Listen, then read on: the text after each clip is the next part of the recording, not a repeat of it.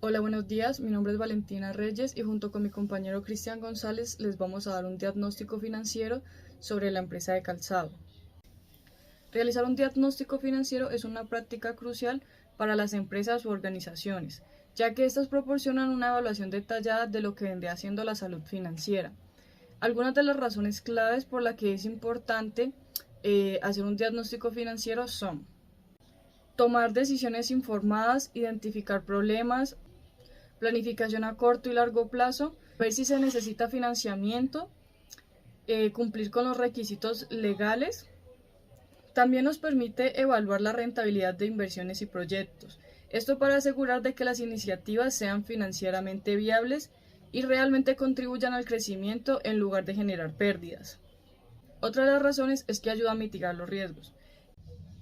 Para iniciar con el diagnóstico financiero vamos a hacer un análisis de los estados financieros. Como se puede observar en la siguiente gráfica, la empresa ha ido incrementando el nivel de sus activos, sobre todo desde el año 3 al 5. Esto se refleja especialmente en los activos corrientes, tales como las inversiones a corto plazo, los clientes y las cuentas por cobrar. Podemos ver que el pasivo también ha presentado un comportamiento variable, ya que durante los 3 primeros años analizados disminuye de forma muy sutil y en los 2 últimos años se incrementa debido a las cuentas por pagar que tenemos a largo plazo. En esta gráfica de la composición del activo podemos apreciar que el activo corriente representa en promedio el 90.07% sobre el activo total, que es casi todo, el cual se ha ido incrementando año tras año debido a que la compañía ha ido adquiriendo más inversiones a corto plazo. Los activos fijos representan en promedio el 9.93% sobre el activo total, y estos han ido disminuyendo gradualmente a través de los años debido a que ellos no han adquirido maquinaria o equipo para el funcionamiento de la operación de la empresa en sus proyectos. En la composición del pasivo se puede observar que el pasivo corriente ha mostrado un incremento constante durante el periodo analizado. Este rubro se refleja en la parte de la participación en las cuentas por pagar, las cuales incrementan significativamente en los últimos 2 años, especialmente por las obligaciones contraídas a largo plazo y el incremento en los sueldos administrativos y de ventas. Aquí podemos ver cómo ha incrementado las ventas. Entre el año 1 y el año 3, la empresa tiene ventas estables, lo cual indica que se estaba posicionando, y ya cuando se logra consolidar, logra tener un crecimiento exponencial a partir del año 4, y siendo el año 5 uno de los mejores años de la empresa debido a que trae un buen comportamiento en las ventas de sus productos. En esta gráfica de ventas sobre utilidades podemos ver que en el año 1 se registra la utilidad bruta y operacional más baja de los periodos observados. En el año 3 se observa una gran recuperación reflejada en las altas utilidades. A partir del año 3 se presenta una sutil variabilidad en las utilidades con respecto al periodo anterior. Y ya que en el año 5 especialmente la utilidad bruta se da por el aumento del costo en la mercancía vendida y los egresos no operacionales. Finalmente, a partir del año 3, las ventas se disparan a pesar de la disminución en el crecimiento del sector. Ahora vamos a empezar con el análisis de indicadores financieros. En este caso tenemos los indicadores de liquidez. En la tabla podemos observar lo que es la razón corriente. La razón corriente se calcula dividiendo los activos circulantes entre los pasivos circulantes. Esto nos indica la capacidad de la empresa para pagar sus deudas a corto plazo con sus activos circulantes. Podemos observar que hay un aumento constante en la razón corriente a lo largo de los años, lo que indica una mejora a la capacidad de la empresa para cumplir con sus obligaciones a corto plazo. Esto que sugiere que la empresa ha aumentado su nivel de activos circulantes en relación con sus pasivos circulantes. También podemos observar la prueba ácida. Es similar a la razón corriente, pero esta excluye los inventarios del cálculo. Esto nos proporciona una visión más conservadora de la liquidez de la empresa, ya que considera solo los activos más líquidos. Aunque se observan fluctuaciones en la prueba ácida a lo largo de los años, en general, se puede decir que la empresa tiene insuficientes activos líquidos para cubrir sus obligaciones a corto plazo, incluso después de excluir los inventarios. El siguiente es el capital neto de trabajo. Este indicador nos muestra el valor que le queda a la empresa después de haber pagado sus pasivos a corto plazo. Como podemos observar en la siguiente tabla, desde el año 1 al año 4 se presenta un déficit de capital de trabajo, ya que las exigencias de los pasivos corrientes no alcanzaron a ser cubiertas por los activos corrientes o por el flujo de caja generado por los mismos. Esto induce a que la compañía tiende a tener un alto riesgo de iliquidez. Y para los demás periodos analizados, la empresa logró mantener una relación eficiente en la razón corriente, beneficiando a su vez el capital neto de trabajo. Vamos a seguir con los indicadores de rentabilidad. Para iniciar tenemos la rentabilidad del activo, que es el mismo ROA. El ROA mide la eficiencia de una empresa en generar ganancias utilizando sus activos. En los 5 años analizados, el ROA muestra una tendencia creciente. Esto pasando del 4.19% en el año 1 al 13.17% en el año 5.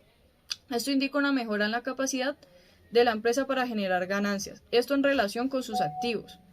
Sin embargo, es importante tener en cuenta que el ROA puede variar significativamente según la industria, por lo que se recomienda comparar este indicador con empresas similares para obtener una perspectiva más precisa. Rentabilidad del patrimonio, que es el ROE. Este evalúa la rentabilidad de una empresa que genera para sus accionistas en relación con su capital propio.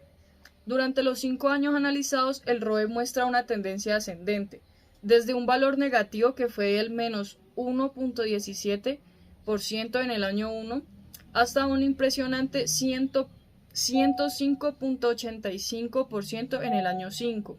Esto indica una mejora significativa en la rentabilidad para los accionistas. Es importante destacar también que un ROE alto puede ser un resultado de una estructura de capital apalancada, por lo que se debe considerar el nivel de endeudamiento de la empresa. Y ahora por último tenemos la rentabilidad sobre la inversión, que es el ROI, y aquí analizamos la rentabilidad obtenida en relación con la inversión total realizada. Durante el periodo estudiado, el ROI muestra una variación significativa, fluctuando desde un valor negativo del menos 0.47% en el año 1 hasta un máximo del 75.28% en el año 4. Posteriormente vuelve a disminuir al 42.55% en el año 5. Esta variabilidad puede indicar cambios en la rentabilidad de la inversión a largo plazo. Es importante evaluar también las causas que hay detrás de estas fluctuaciones para comprender mejor el desempeño de la empresa. Estos indicadores de rentabilidad muestran una mejora en general en el desempeño financiero de la empresa a lo largo de los años. Lo que es el ROA y el ROE reflejan un incremento constante en la capacidad de generar ganancias y rentabilidad para los accionistas. Sin embargo, el ROI presenta mayores fluctuaciones, lo que indica la necesidad de analizar detalladamente los factores que están influyendo en la rentabilidad de la inversión. Seguimos con los indicadores de endeudamiento. Aquí ya hay varios puntos. Iniciamos con el nivel de endeudamiento, que podemos ver en la tabla, donde es un indicador que nos muestra la proporción de los activos de una empresa que están financiados con deuda. En estos 5 años hemos observado una tendencia general a la disminución del endeudamiento total, lo cual es positivo, ya que indica una menor dependencia de la financiación externa. Sin embargo, en el año 5 se observa un aumento en el endeudamiento total, lo que puede ser un indicio de un mayor riesgo financiero. En el siguiente punto de la tabla tenemos el endeudamiento a corto plazo. Es un indicador que nos muestra la proporción de la deuda de la empresa que debe ser pagada en el corto plazo, generalmente dentro de un año. En los primeros años el endeudamiento a corto plazo es relativamente alto, lo que indica una mayor dependencia de la financiación a corto plazo. Sin embargo, a partir del año 3 ya podemos observar que hay una disminución significativa en este indicador, lo cual es muy positivo para la empresa, ya que indica una menor exposición a riesgos financieros de corto plazo. El siguiente es el apalancamiento a largo plazo. Este es un indicador que muestra la proporción de la deuda de la empresa que debe ser pagada en el largo plazo, generalmente más de un año. En los primeros años el apalancamiento a largo plazo es relativamente bajo, lo que indica una menor dependencia de la financiación a largo plazo. Sin embargo, podemos ver que en el año 5 aumentó este indicador, lo cual nos indica que hay un mayor riesgo financiero a largo plazo. La financiación con proveedores es un indicador que muestra la proporción de la deuda de la empresa que tiene con sus proveedores. A lo largo de los 5 años hemos observado variaciones en este indicador y en general se mantiene en niveles moderados.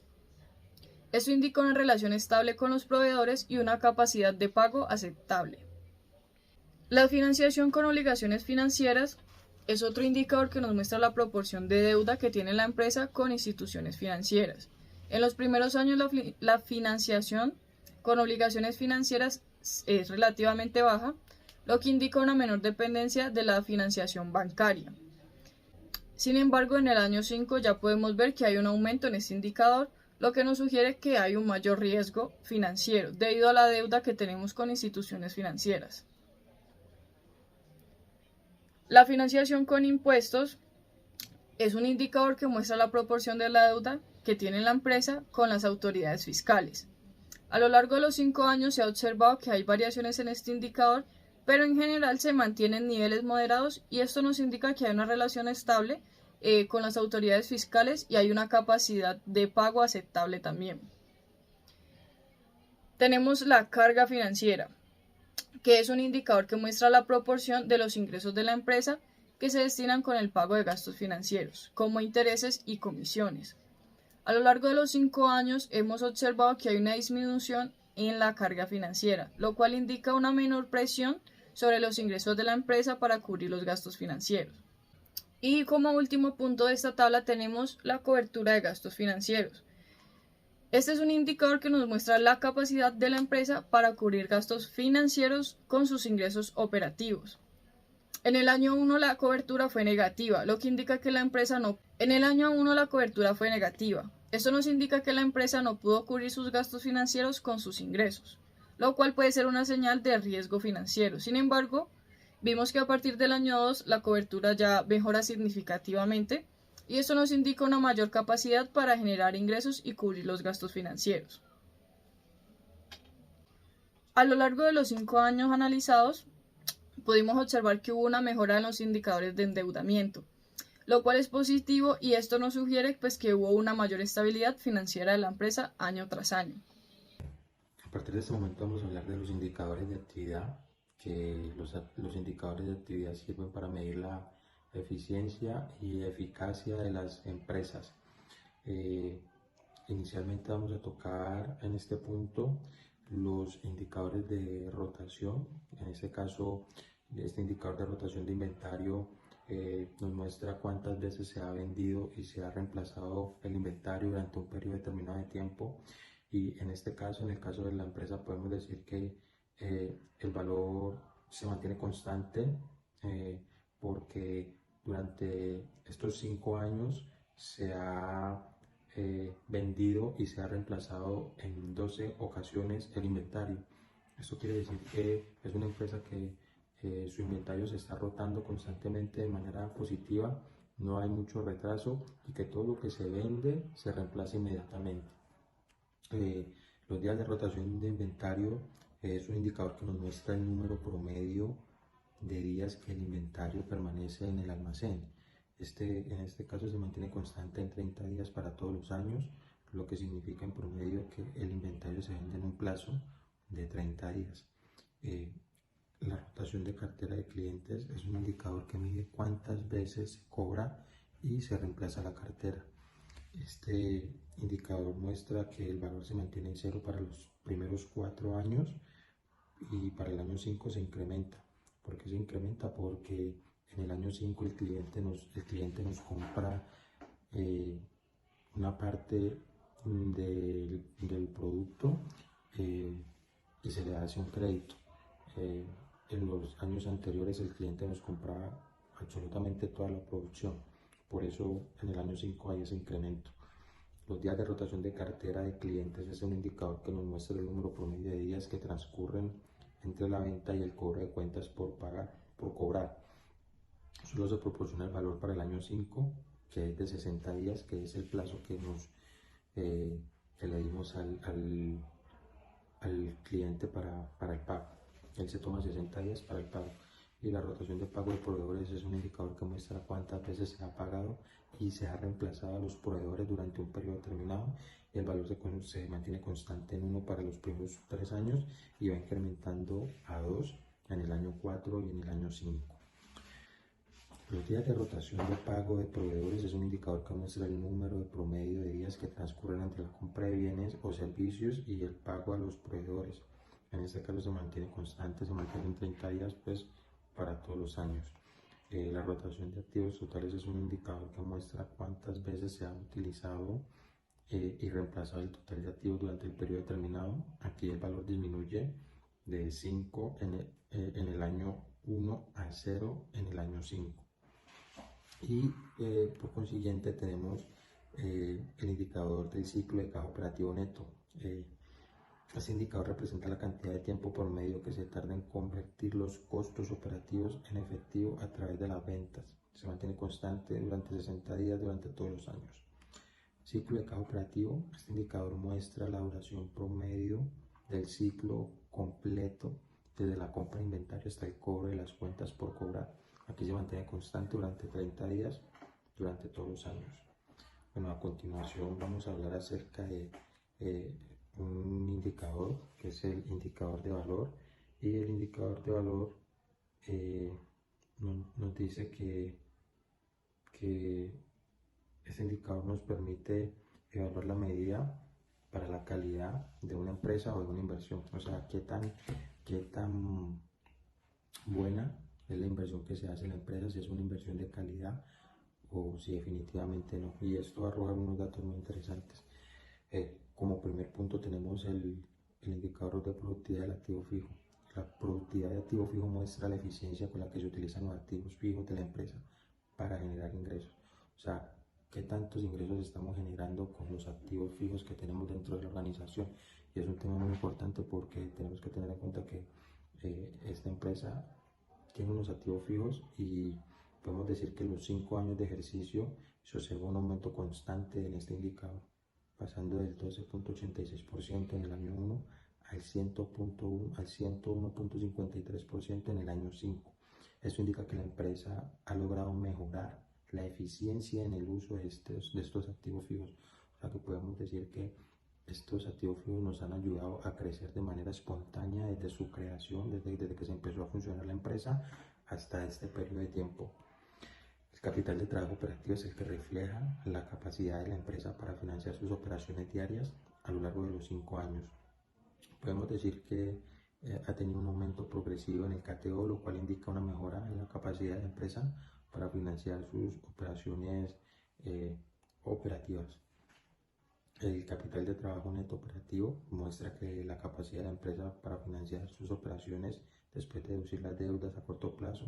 En los primeros 4 años podemos observar que hay una disminución del KTNO, lo cual indica que la empresa depende cada vez más de la financiación externa para sus operaciones. Sin embargo, en el año 5 el KTNO experimenta un aumento significativo, lo cual puede ser un indicio de una mejora en la gestión del capital de trabajo. Esto se da porque en el año 5, anteriormente, antes del año 5, la empresa hizo unos créditos para poder sostenerse, pero pues debido a que se han hecho ciertas inversiones y ciertas rentabilidades que ha generado la empresa, en el año 5 este indicador incrementa. La productividad del KTNO menos el PKT es un indicador que compara la productividad del capital de trabajo neto operativo con la productividad del capital de trabajo. En los primeros 4 años se observa una disminución en este indicador, lo cual sugiere que la empresa está utilizando menos eficientemente su capital de trabajo neto en comparación con su capital de trabajo. Sin embargo, en el año 5 se produce un aumento significativo en la productividad del KTNO menos el PKT, lo cual indica una mejora en la eficiencia de la gestión del capital. Esto se corrige en el año 5. El EBITDA, que es una medida de la rentabilidad operativa de la empresa antes de considerar los gastos financieros, impuestos y depreciación, muestra que a lo largo de los 5 años se observa un progresivo EBITDA, o sea, indicando que hay un crecimiento en la rentabilidad. La empresa inicialmente en su primer año no generaba mucha rentabilidad, pero a partir del segundo año y constantemente se ha ido desarrollando una rentabilidad muy interesante para ella. El margen EBITDA nos muestra que el porcentaje de los ingresos totales que representa el EBITDA en los 5 años de ejercicio, se observa que cierta variabilidad en este indicador. Hay una variabilidad, pero se mantiene en niveles aceptables. Esto quiere dar a entender que su rentabilidad operativa es una rentabilidad estable. Y podemos decir que en resumen estos indicadores muestran que la empresa mejora en su eficiencia y su rentabilidad operativa a lo largo de estos 5 años. A continuación vamos a hacer un análisis del flujo de caja, donde podemos decir que los ingresos operacionales han aumentado las ventas, han aumentado los ingresos por ventas y de manera constante durante los 4 años, lo que indica un crecimiento en la demanda de los productos o servicios ofrecidos por la empresa. Quiere decir que no se están comprando, que la gente le gusta el producto y lo está adquiriendo como tal y que hay que seguir por esa misma senda. Las obligaciones de la empresa, se observa que tiene obligaciones a largo plazo como a corto plazo, pero muestra que se está administrando las deudas de la mejor manera. La empresa está siendo responsable con sus compromisos financieros y esto queda reflejado en el flujo. Otros ingresos adicionales en temas de rendimiento financiero, ya que la empresa ha tenido unas utilidades muy altas y es indispensable hacer inversiones que permitan que estas inversiones generen unos rendimientos financieros que ayuden a solventar de alguna manera la sostenibilidad de la compañía. La empresa tiene una serie de egresos que incluyen pues, pagos a proveedores, arrendamientos, gastos generales y administración. Hasta el momento son unos egresos que se pueden mantener, pero pues hay que tener en cuenta que siempre hay que buscar la manera de reducirlos. En caso tal de que la empresa no siga produciendo lo que produce o venda, hay que tener en cuenta que en el tema de egresos hay ciertas cosas de las cuales podemos prescindir de ellas. La empresa ha realizado compra de activos y esto ha generado un impacto en la inversión, en el flujo de caja y en la adquisición de nuevos ingresos o ahorros a largo plazo. La empresa tiene un saldo mínimo de caja de 10 millones, se ha mantenido constante en el año. Puede decir que es una política conservadora de alguna manera. Yo recomiendo que a medida que se vaya generando utilidades, este saldo incremente, porque la empresa constantemente está vendiendo un poco más, está vendiendo más, y eso quiere decir que el saldo mínimo de caja puede ser un poco más alto. En general, el análisis muestra que la empresa está generando ingresos consistentes, administrando su deuda de manera responsable y adecuada y manteniendo un saldo mínimo de caja para garantizar la estabilidad financiera, pero como repito, la idea es que ese saldo mínimo de caja aumente. La empresa, como conclusión, podemos decir que la empresa ha logrado mejorar la eficiencia del uso de los activos fijos a lo largo del tiempo, lo cual indica una buena gestión de los recursos disponibles. El aumento progresivo en el capital de trabajo operativo refleja una mejora en la capacidad de la empresa para financiar sus operaciones diarias y mantener un flujo de efectivo saludable. Aunque se observa una disminución en el capital de trabajo neto operativo en los primeros 4 años, el aumento significativo en el año 5 indica una posible mejora en la gestión del capital de trabajo y una reducción de la dependencia de la financiación externa, que es lo que de alguna manera se trata de evitar, porque si la empresa está generando utilidades, está generando recursos, la idea es que no tenga que endeudarse por fuera. La productividad del capital de trabajo neto operativo en comparación con el capital de trabajo muestra una mejora en la eficiencia de la gestión del capital de trabajo en el año 5, lo cual es un indicio positivo de una mejor utilización del recurso financiero, y el crecimiento constante del EBITDA a lo largo de los 5 años demuestra una mejora en la rentabilidad operativa, y el margen EBITDA se mantiene en niveles aceptables, lo cual indica una rentabilidad estable a lo largo del tiempo. Como conclusión podemos decir eso: es una empresa sana, una empresa que sabe manejar sus recursos, que genera utilidades, que genera rendimientos, que hace inversiones y que su política para manejar las deudas a corto y largo plazo se está manejando de manera positiva. De las recomendaciones que tenemos para la empresa son que deben continuar enfocándose en la eficiencia en el uso de los activos fijos para maximizar la productividad y rentabilidad de la empresa. También deben seguir gestionando de manera efectiva el capital de trabajo para mantener un flujo de efectivo saludable, y deben reducir la dependencia de la financiación externa. Deben realizar un seguimiento más detallado de la gestión del capital de trabajo neto operativo Esto para poder identificar las áreas de mejora y de optimización. Adicionalmente, deben buscar oportunidades para mejorar la rentabilidad operativa a través de la optimización de costos y la maximización de ingresos. Y en conclusión, la empresa ha logrado unas mejoras significativas en la eficiencia y rentabilidad operativa a lo largo de los 5 años de este ejercicio. Sin embargo, es importante seguir monitoreando y mejorando constantemente lo que es la gestión financiera para mantener el crecimiento y la sostenibilidad a largo plazo.